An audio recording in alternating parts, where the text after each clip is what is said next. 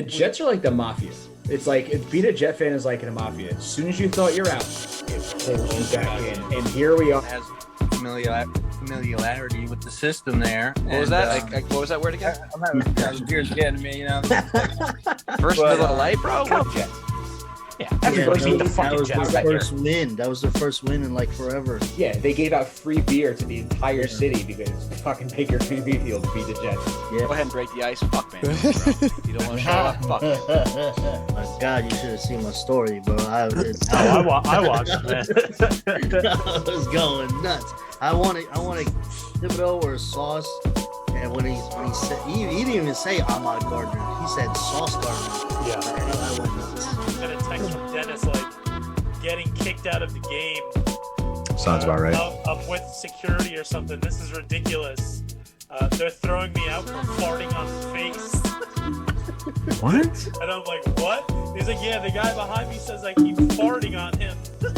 And they were like kicking him out, but it was Bandoni that was ripping ass. Nick was farting, and I got kicked out of the game for it. They Dennis brought me to got Jets jail. kicked out. They brought him to the jail. You went to the Jets jail, bro? Double reverse, the pass to the end All zone, right, we're caught back. by Victory Wilson Monday from in Braxton Jets land. Berrios. A huge come from behind victory over the Steelers yesterday. Their second huge comeback win on the road of the season. This one I think was a little bit more impressive, being though it was the Zach Wilson comeback that led them to victory, but their first win in Pittsburgh since 2010, only their second of all time. So just a fucking huge monster win for the Jets yesterday.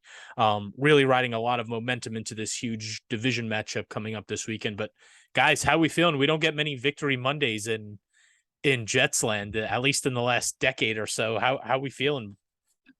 I'm kind of feeling. Oh, I'm feeling like that little kid on that Talk to Sauce. He gets ice cream every time. Oh yeah.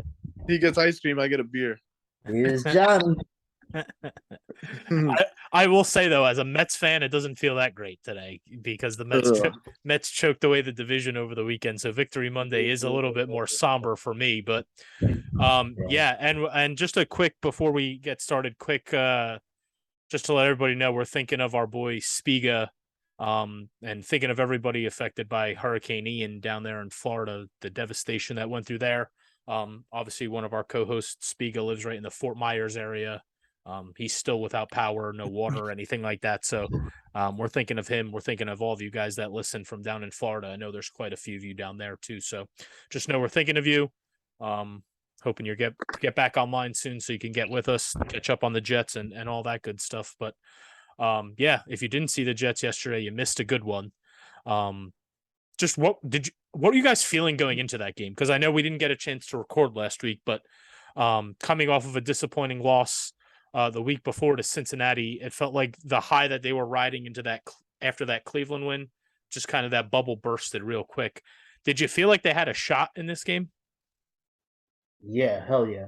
Like I was telling you guys before when they were gonna play against the Bengals, I was like, Jets are gonna win that game. Yeah. You know, I mean, I thought they were gonna win against the Bengals. They lost. So when it came to the Steelers, I'm like, same thing. I'm like, yeah, they're gonna win this game because the Steelers aren't all that good. Right. And when it comes to next week against the Dolphins, yeah, I think the Jets are gonna win again too, and they're gonna go 3-2. That's what I think. Yeah. I mean, hey, that Cincinnati game was winnable. They didn't get blown out of that game. Like at one point it was 20-9. 20-9. They had the ball moving down the field before they didn't score, but they had a chance to make that a really close game. They didn't. Cincinnati didn't play particularly well in that game. I think you could look back, just going off track a second, but I think you could look back the two games the Jets lost. And if Zach Wilson plays the way he played yesterday, maybe those games go differently. Like I could point out like 3 or 4 instances where like he extended drives or extended plays where like Flacco would have been dropped like a pile of bricks, like sacked in 5 seconds earlier. Yeah, 2-step drop gone. Down. Where that one play where he like escaped and eluded 4 guys and just like chucked it to the sideline. Like he extended that play like 7 seconds where like the first thing that jumped in my mind was if Flacco was back there, that's a sack 2 steps back. He's done. And, yeah, instead he on my mind was just like, man, this guy's gonna get hurt again doing this stuff. Yeah, that obviously crossed my mind too. Is like, man, this guy's under pressure. He's under duress every time he takes a snap. I know he went out of the shotgun quite a bit yesterday. But how were you feeling going into that game, Dennis? Did you have a kind of an element of confidence, or just kind of wait and see how it turns out? No, I had confidence in that. Like, I know that playing the Steelers is like, that's one of the better teams that have been, the last, I don't know, forever, pretty much. They're usually always good. But it's a different Pittsburgh team this year. It's Mitchell Trubisky at quarterback. That does not scare me. Yeah. I know they have a good, solid defense, but if you don't have the quarterback, as we already know, your chances they take a dip. Right. That's exactly what happened. From the beginning of the season, before the season even started, I even said to myself, the Steelers are going to be one of the worst teams in the league, and I think so. I think they're going to finish in the top 5 pick. I don't think they're. They very well might, and now that they've actually made that switch and gone to Pickett, not that Trubisky was doing well, but he's kind of a wild card. You don't know what you're going to get, and you saw the inexperience yesterday. You brought him in, you made the change, and did he go down the field? And I mean, he ran a little bit. He has mobility that Trubisky doesn't have. And I thought when he made the move, I thought Tomlin looked like a genius, because I'm like, the Steelers are going to lose this game if they keep Trubisky in. They don't have a shot if Trubisky stays in this game. I thought that Pickett brought energy to them that Trubisky wasn't bringing. And so even if the Steelers ended up losing that game, Tomlin shot his shot because he injected some kind of energy, and it let the team know that, hey, I'm trying to switch this up. I'm trying to make a difference. And it seemed like it worked at first. Like he ran for the 2 touchdowns at the goal line. He was getting the crowd into it. Like the momentum of that game completely shifted when Pickett came in. And here I am saying, man, Tomlin again is going to out coach Saleh. He's pulled this wild card out of his hat, and it worked. But yeah, I agree though. I think when I even looked back and we did the season predictions before the year, I picked the Jets to win that game in Pittsburgh. I think if I remember Spiga thought they would lose that game. But I thought Pittsburgh was like ripe for the picking. If they were gonna come out of this AFC North stretch of their schedule where they started the first 4 games there, I thought that was one of the more winnable games out of those 4. Of course, we didn't know the Deshaun Watson wild card with Cleveland, but I thought if Watson didn't play that game, that's a game they should have won. But they were in both of those other games. The 2 that they lost were winnable games. Did they win them? No. But did they have the shot to win them? Sure. They didn't get killed in either of those games. So I think all things considered, you come out of the first quarter of the season, the first stretch here, 2-2, and you've only had your quarterback for 1 game where he won, and you've had 5 different left tackles now, going into week 5. I think you have to be thrilled. You've got to be thrilled with being 2-2. But really, just going back to this Pittsburgh game though, how fucking mad were you guys right before the half? That whole sequence where Jets are up. You guys seen it? Yeah, Jets are my Jets. text messages. Yeah, you were mad. You were. I'll get to that in a second. Jets are driving, and obviously Wilson throws that ill-advised pick. They go the other way, roughing the passer. Last play of the half. Steelers get a field goal, 6-point swing there. But Dennis, I know when we were watching the game, you were blowing up the group chat. You were putting this shit on Corey Davis. I didn't really pin it on Davis, but it's an interesting point how everything changes if Davis makes that catch. He makes that catch, and I feel like Wilson was like, "Oh, I had that one," and he went right back to it the next play. Like I'm excited. Like, let me throw this one up, and he probably shouldn't have made that throw. So I think that trickled into his mind, like, "Oh, I can make this. Let me try to make this one," and then that just one thing led to another. And I mean, I don't coach professional sports, but I do coach things, and I see at times you have to stop the bleeding, and just like it I didn't think it was going to stop at some point. Yeah, I'm like, we could have went up. It should have been potentially 13-3. Now it's 10-6, and I was frustrated. Yeah, and I thought that could have been a good kind of example point. I know Wilson gets accused a lot of trying to play quote unquote hero ball, where he's like trying to make something out of nothing. Again, tries to make that big play to Davis, comes close. And I couldn't really tell because I haven't seen a replay other than the one that they showed right after it. But was that just a bad ball by Wilson or just none? Davis not able to keep himself in? Is it more of that? Was it more of Davis?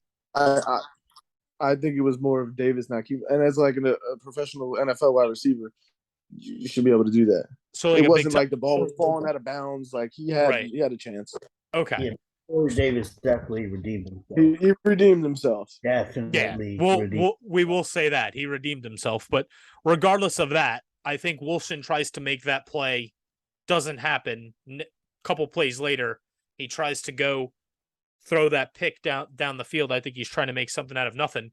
The funny thing though about that first pick that Wilson threw, that was probably the worst option for him to go to. I think that was what Jeff Smith that he tried to throw to, and he was like double covered. He was running across the field. Yeah, he was running across. He was like double covered, and the corner that ended up picking it like bit off coverage that he was already on. He actually ran in. I think he ran into the other. Right, he ran into the other coverage. Towards exactly. the other receiver. But like there was nothing there. Yeah. Like I don't know where he thought that was going to turn into something. It didn't really look like there was anything going on there. But it just felt like I think he just wanted to make a big play. Right. And so he does that. They come back. And what are you thinking there going into the half? What both of you guys? What's your mindset going into the half? You feel like the momentum's going Pittsburgh's way, or do you still think the Jets have a chance to kind of keep this under control? Mm-hmm. That's your thought. No, I think it's going. You thought it was going to fall. Pittsburgh. You thought it was going to fall apart, right? Because I did. Yeah, and it kind of did. They scored 20 unanswered points after that. Right, and that's when they made the quarterback move because Yeah. Trubisky roughing the passer does nothing. They get the field goal. Then right out of the half, the Jets do nothing. Pittsburgh gets the ball, and then that's when Tomlin injects that kind of energy into the Steelers. And I honestly have to tell you, it crossed my mind that like in like 15 years we're going to look back and be like, the Jets started the Kenny Pickett era. Like they were going to make this guy a star, just like what we did. Like we always do it. I remember we were like Colin Kaepernick's coming out party. We started the Tom Brady era. It's just always Baker Mayfield. Yeah, we started the Baker Mayfield era in Cleveland. It just seems like we're always the team that somebody unleashes their next big thing on, and they never look back. And you know how Pittsburgh's history is. They have one quarterback every 15 years. So I'm just like, we're going to unleash the Kenny Pickett era. This kid's going to be a star. And in 15 years, we're going to remember we were winning that game until Kenny Pickett came in and fucked up our day. But I'm glad the fortunes changed. But for a while, I mean, I thought it was over. I'm not going to lie. I'm usually that glass half empty more than glass half full guy. And I have to admit that after Pickett scored that second touchdown, I thought the game was pretty much a wrap, but it was good to be wrong. Nice for them to take off. Yeah, I got a funny little tidbit that I noticed yesterday because after the roughing the passer, I was like, "Damn, they're gonna kick a field goal." And my friend was like, "Oh, it's a 59-yard field goal," and I'm like, "I don't know if it's me, but I feel like all the kickers are banging like 59, 60 yarders this year. I feel like all of them." Yeah. It's not just me, right? I feel like even the Saints guy almost made 2 60-yarders yesterday in a matter of like 13 minutes. I feel I feel the same way, dude. I feel like everybody. And what's crazy is these dudes come and bang these 60-yarders, no problem. Everybody's fucking missing extra points. I look around every time. Points and everybody's kicking 60. Yeah, it doesn't make any sense. But you look around red zone every time there's a touchdown. There's 7 or 8 missed extra points every week, and some of them have cost teams games. Look at the Cleveland game. Cleveland missed that extra point in the game we won. How huge was that missed extra point? It's crazy. So we get the touchdown late, Corey Davis, and then we get the huge interception. Michael Carter gets the tip off the Sauce Gardner coverage on Freiermuth. You guys like fucking jump out of your chairs when Carter gets the pick, right? Frozen a little bit, bro. That the last drive of the game, you guys are going nuts, right? When Carter gets the pick. Yeah. So Carter gets the pick. What's going through your mind there? Are you thinking we're winning this game? Yes. Yeah, See? I literally yelled out. I was in Buffalo Wild Wings, the only Jets fan there, and mind you, there's Steelers fans like going crazy, man, cheering and everything. I don't say nothing, but once Yeah. that happened, yeah, they heard me. Once that happened, yeah. We got a Yeah. new nickname, Kenny Kicks. Kenny Picks, baby. So yeah, Wilson takes the field. I don't know, man. Like I didn't really. Wilson played well the drive before, but I didn't know. It's just you haven't seen enough of him. I don't know what I thought. I can't tell you that I came in a thought. clutch, boy. He came in a Yeah. clutch. 5 for 5 on that last drive. There was that one time this was like falling down and he caught it, man. Yeah, Man, the they one. were clutch. Yeah, the one thing I think you could say now is I hope we could remember this game as like I want to believe this is the Zach Wilson proverbial coming out party where Coming out hitting the giddy. yeah hit him with it. Yeah, that was sick.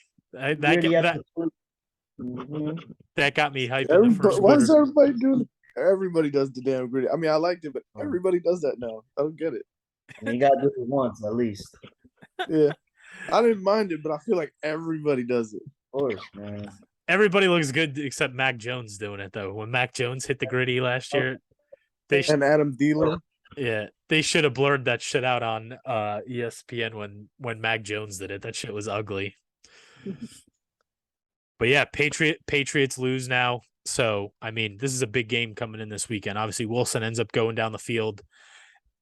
Brees Hall punches it in. Just the rooks too, man. Like the rooks contributing to this team already is unbelievable. It really is. The draft class, even I mean, we got to talk about Max Mitchell going down a little bit. Kid.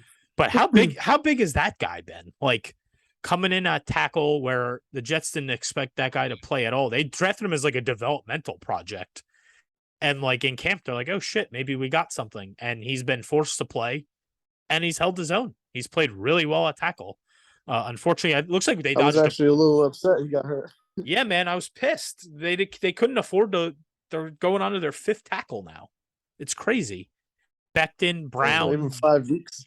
Yeah, Mitchell. I mean, McDermott played well. I'll give the guy credit. I think officially he allowed 0 pressures.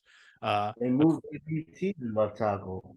Yeah, and yeah, that's another thing. That's like the unsung hero of the game is Vera Tucker. I read today that they asked him on Tuesday if he'd be okay switching to tackle for Sunday, and he's like, whatever the team needs. And I liked reading. He's a ball, that's why. But I loved reading that because you heard all offseason and all training camp about like, is Dwayne Brown going to play on the left or right? And then they asked Fant to move.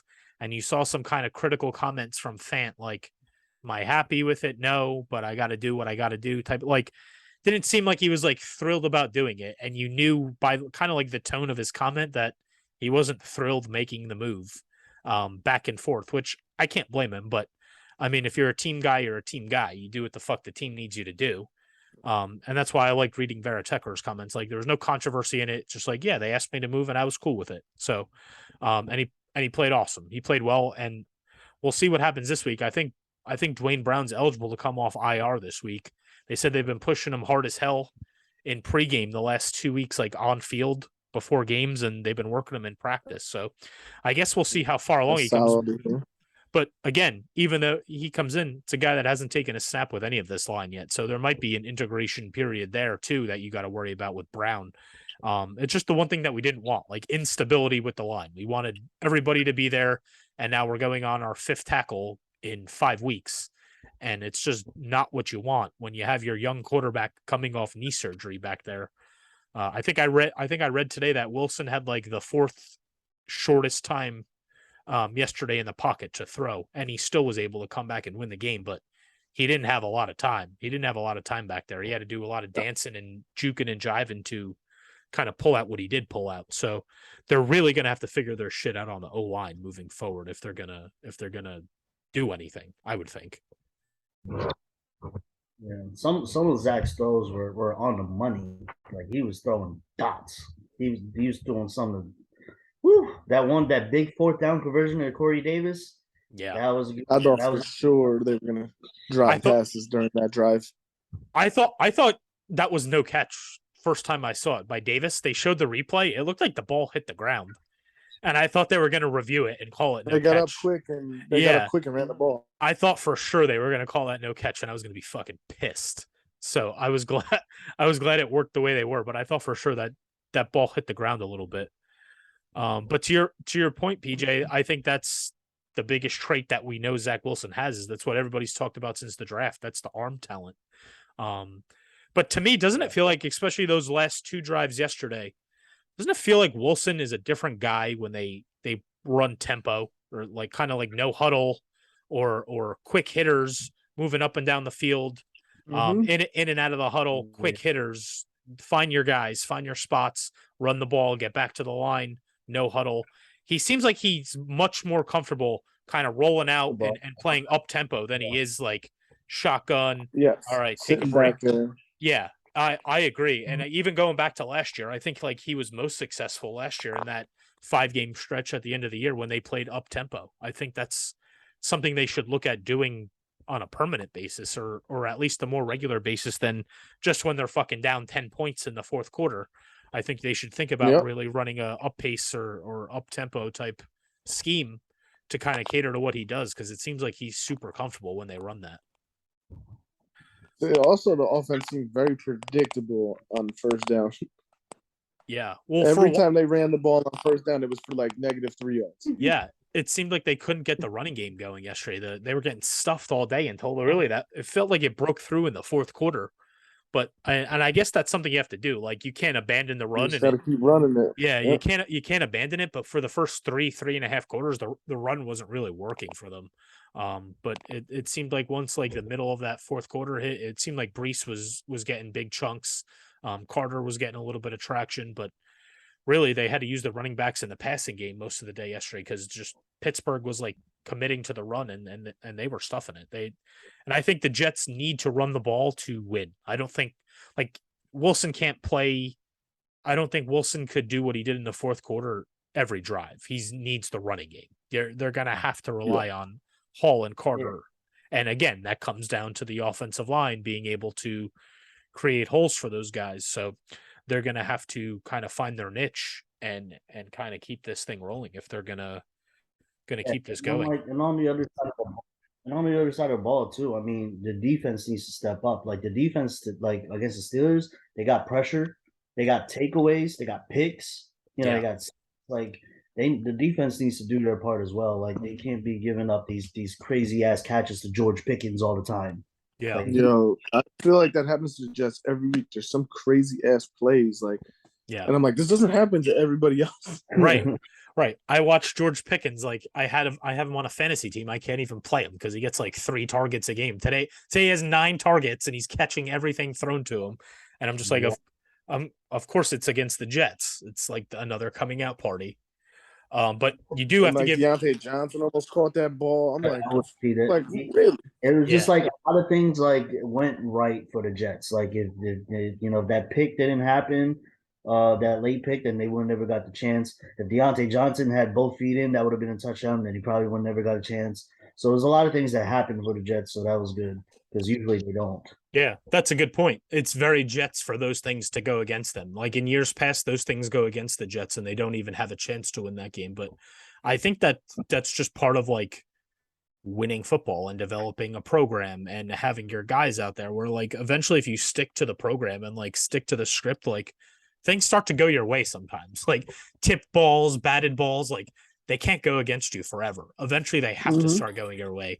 That's why I say like the Jets can't be bad forever, man. Like they're gonna even if it's by accident, they're gonna win some games. They have to. And it seems like that's at least starting to happen. I know, like PJ said, to your point, the turnovers have been huge for the Jets.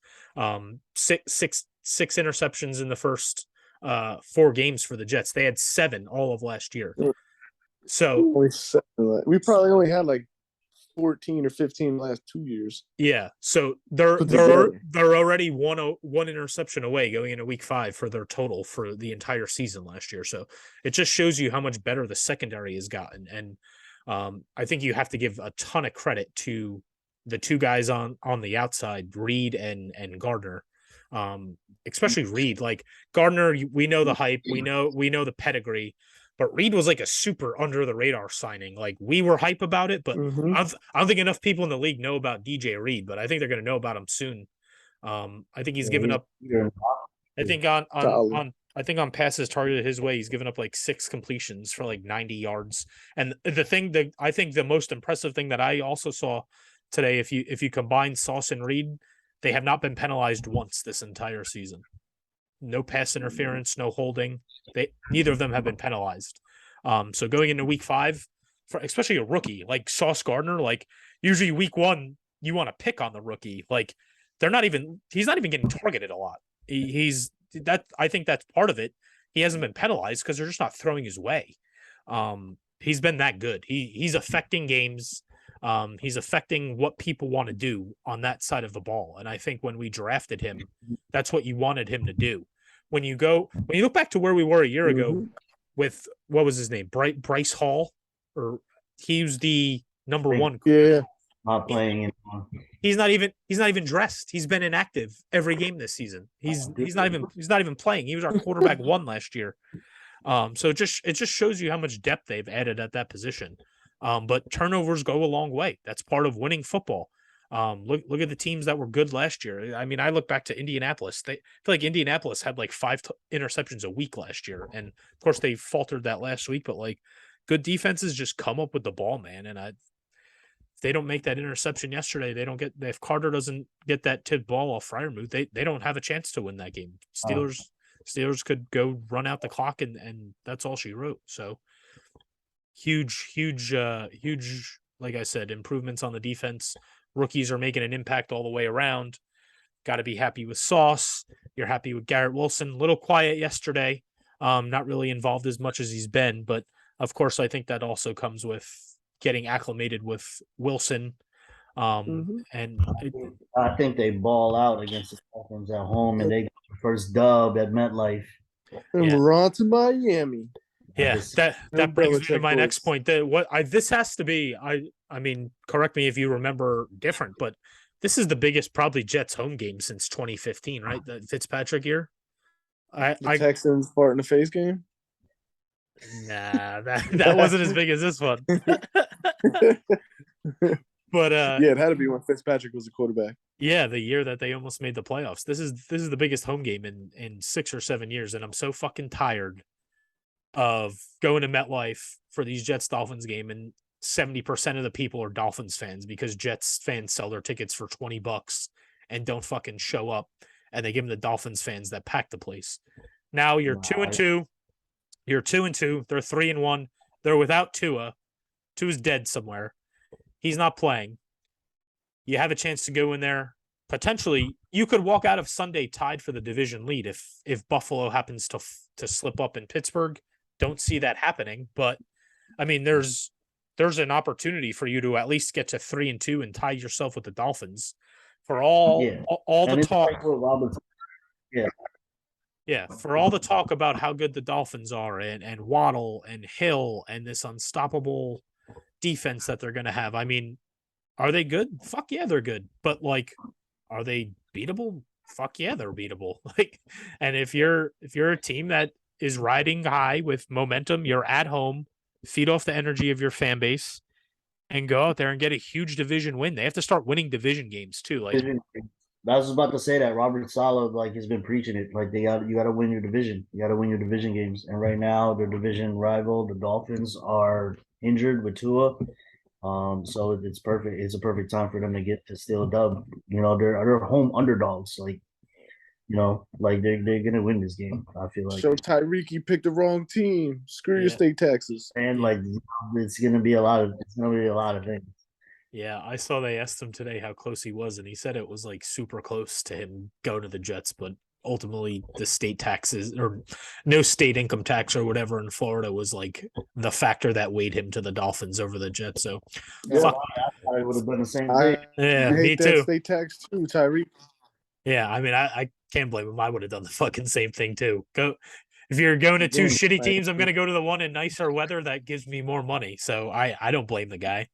But I think it's something that the Jets I think the Jets fan base probably takes more personally than the Jets do themselves. But I think you have to look about that too. Just before we wrap here in a second, the Tyreek Hill trade, like we talked about it so much in the offseason that we spent how many episodes like just revisiting it and being like salty and mad that it didn't happen. But like looking back now to how well this draft class is played, I think like what came out was that I'm not mad. I think what came out was like even that the Jets wouldn't have had to give either of their 2-1s that they had, which would have been 4 and 10, but that they would have traded the 2-2s, which turned into Jermaine Johnson, the trade up, and Breece Hall. So you still got 2 starters out of that package that you kept. And so would you rather? And of course, if they trade for Hill, you're not taking Garrett Wilson at 10.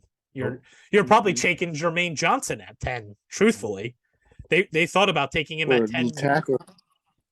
Yeah, that's true too. So we'll see what happens with Tyreek Hill. I think it's a great first. I just fucking talked how good about how the corners have played. This is going to be their first real test, though. This is obviously the toughest matchup they're probably going to face all year with Waddle and Hill. The speed's undeniable there. Yeah. They're going to have their hands full, but I think it's a great first test, and I'm really interested to see how Sauce performs in whichever. Bridgewater really deep though. Yeah, I mean, 2 gloves. Bridgewater's smart though. Like Bridgewater could get the ball out when he needs to. He's not going to like take bad sacks. So he knows what he's doing. I don't think the Dolphins honestly miss a huge bunch with. He's not Mitch Trubisky. Yeah, I don't think it's a huge drop off. Truthfully, from Tua to Teddy B, is it a slight drop off? Probably, but I don't think it's dramatic as some people might think it is. So Teddy B is definitely a formidable backup. He's as good of a backup I think as there probably is in the league. But just feels good to win. It feels good to have something positive to look forward to going into Sunday. Our boys keeping fucking receipts, and to this point, there's a lot of people eating their words. Brady Quinn said the Jets were going to start 0-9. They were going to get swept by the AFC North. Here they are, 500 after the first quarter of the season, and potentially could go up above 500 to 3-2 on Sunday if they could pull out a win over their big division rival here. So, guys, just before we wrap, predictions Sunday. How we feeling? Final scores. What are we thinking? Go to you first, Dennis. I'm gonna go 26 Jets, 20 Dolphins. 26-20 Jets. Yes. Okay. I'm gonna go close, like on 27-24, like field goal. Field goal game. Yeah. He's gonna be back and forth. Yeah, I could see the Jet. I could see somebody winning it on a field goal. Yeah, it's gonna be a close game. I'd say a big Breece Hall day or big running day. Yeah, I'm feeling it. You feel anybody's gonna have a breakout game, PJ, and a big game from anybody in particular? Yeah, I could see Garrett Wilson going off a little bit, being that he was quiet last week. Elijah Moore looks like he definitely still has a rapport with Zach Wilson. So I mean they got was Byron Jones playing? Is he playing?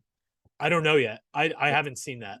I mean, they have Xavier Howard, they have Byron Jones, so I mean they do have corners back there, but if Corey Davis plays the way he plays as like that security blanket, if Tyler Conklin continues to play the way he plays, I mean they have playmakers, and that's the thing that I'm excited about is that Zach has playmakers. He doesn't have to go to like one guy and rely on one guy. Like he can go to Braxton Berrios, and then he could go to Michael Carter, and in the offense, somebody else. Weird, like being able to we don't have one guy we could just give it to. Like, right.